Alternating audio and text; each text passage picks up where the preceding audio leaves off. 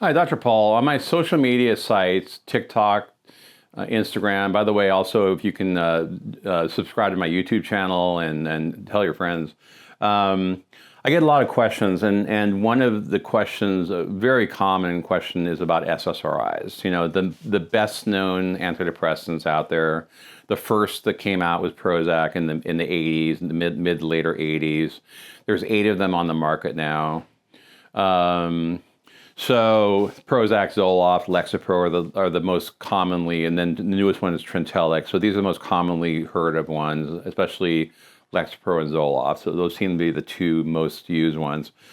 So SSRI, so with these medications, the actual letters tell the whole story. Selective Serotonin Reuptake Inhibitor.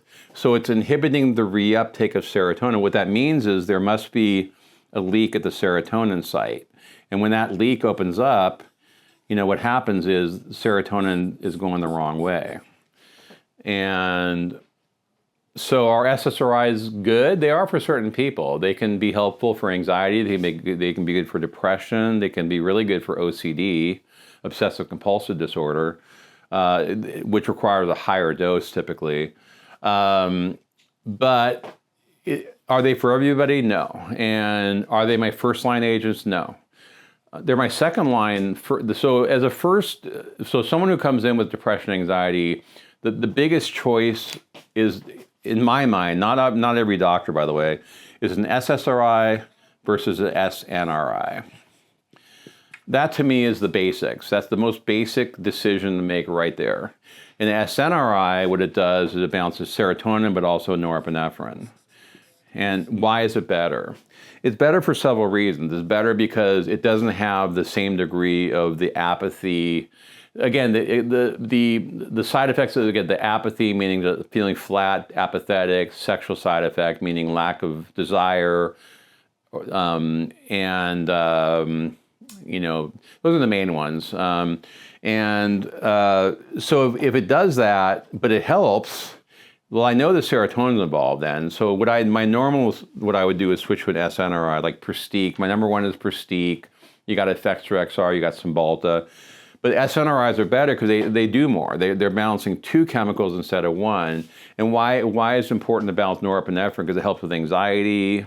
It helps with body aches and pains. Like there's a lot of stress-related physical symptoms like neck and shoulder tension. The number 1 is right here. Headaches, stomach problems, intestinal problems, acid reflux, back pain, joint pains. I could go on.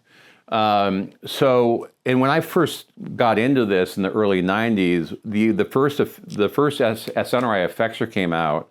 That's what was very groundbreaking for me. When I started to see that in 1993, and at that time all we had was 3 SSRIs, I was blown away because I started putting people on that, and they just do better, better results, less side effects.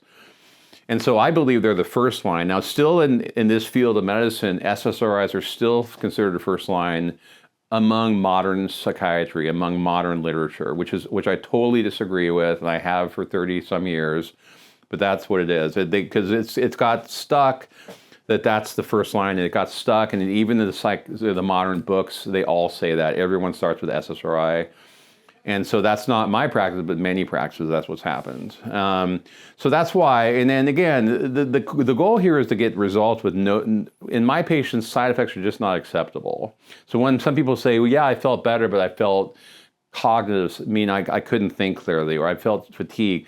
Well, either we got to change the first medication, or we need to add Wellbutrin in the mix, because that's boosting dopamine.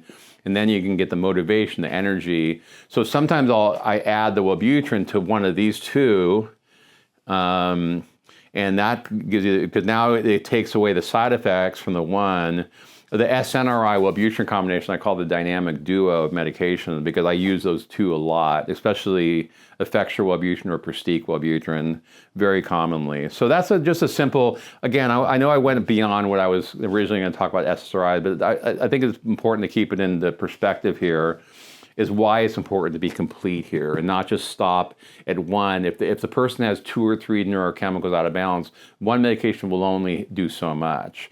You're going to need to either switch it or add a second one to get the complete results, and that's just the reality. But it's a good thing because it's totally treatable, and the results I get are fantastic in my office. And then when I'm hearing side effects, I'm not happy. I'm changing something, I'm lowering a dose, I'm switching medication. And if you have a doctor that you're complaining to about something and they're not listening or they're not doing something about it, you got to change the doctor or something, because you go to someone who understands how these work, how to combine them together, and it's an art. It's an art that you learn over time, and by doing a lot of it over time. So anyway, hopefully that helps you.